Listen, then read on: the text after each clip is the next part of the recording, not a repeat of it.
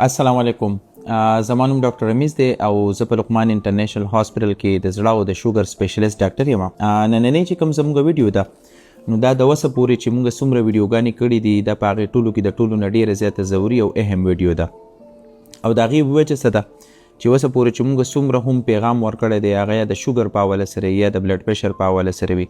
یا د زړه د بیماریانو په حواله سره وي یا د شوګر د وجې چې کوم پیچیدګیانې راځي د هغې په حواله سره وي.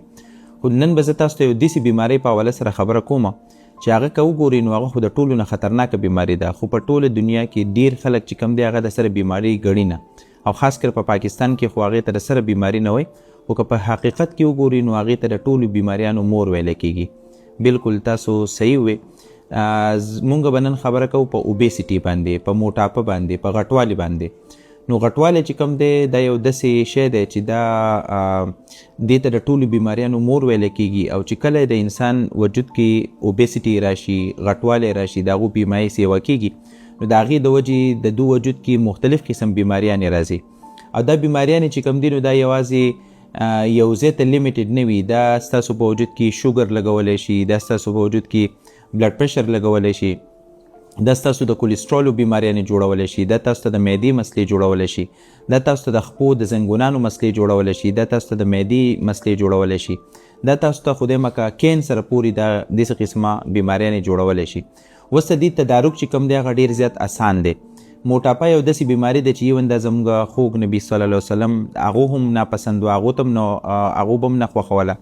او موټاپه په ذات خود داسې بیماري ده چې د هغې د وجې انسان ته ډېرې زیاتې مسلې جوړېږي. په دې کې اکثر ډېر مریضان مونږ ته راشي، هغو دا خبره وکړي یاره وایي شوګر چې کوم دی که مونږ چېرته دا دغه وکړو نو هر یو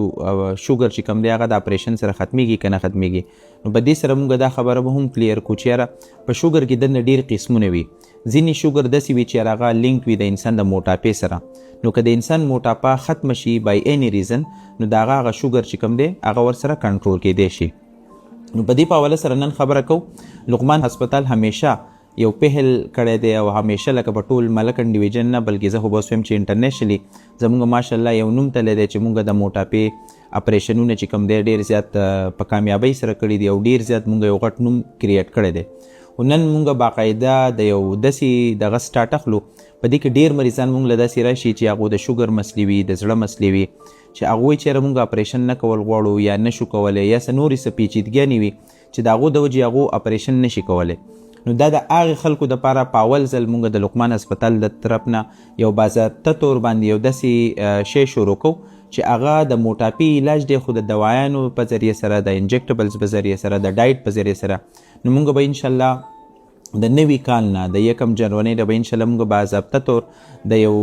موټاپې علاجونه شروع کوو. په دې کې د اپریشن نه بغیر بس تاسو انشاءالله چې کوم وزن دی هغه به ستاسو راکمیږي. مونږ مطلب مونږ الریډي دا سټارټ کړی دی. په دې کې زموږ الحمدلله ډېر داسې مریضان دي چې د هغو وزنونه مخکې 130 140 کیلو او هغو ماشاءالله اوس چې کوم راځي نو هغو تقریبا 30 کیلو 40 کیلو وزن بغیر د اپریشن نه کم کړی دی. که تاسو چې خپل وزن کم کوئ نو تاسو د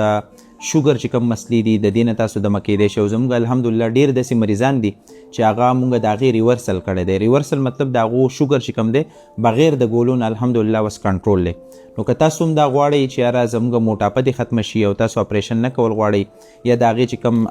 اپریشن وي هغې ته تاسو ذهني طور تیار نه وي نو الحمدلله اوس زموږ سره د دې په حواله سره داسې جدید علاجونه راوتي دي چې هغه به مخکې په بهر په دنیا په لیول کېدو، خو اوس هغه زموږ په کور کلي په لیول ممکن دي. په هغې کې زموږ سره د ګولو په فارم کې هم علاجونه شتي، په هغې کې زموږ سره په انجکټبل فارم کې هم شتي، په هغې کې زموږ سره نور داسې ملټیپل ایډوانس او جدید طریقې دي چې هغه به مخکې په انټرنیشنل لیول باندې کېدو. اوس هغه ټول علاجونه زموږ سره ستاسو په کور، ستاسو په سواد کې هغه اویلیبل دي، او انشاءالله موږ به د 1 جنوري 2026 نه د دې باقاعده طور باندې آغاز کوو.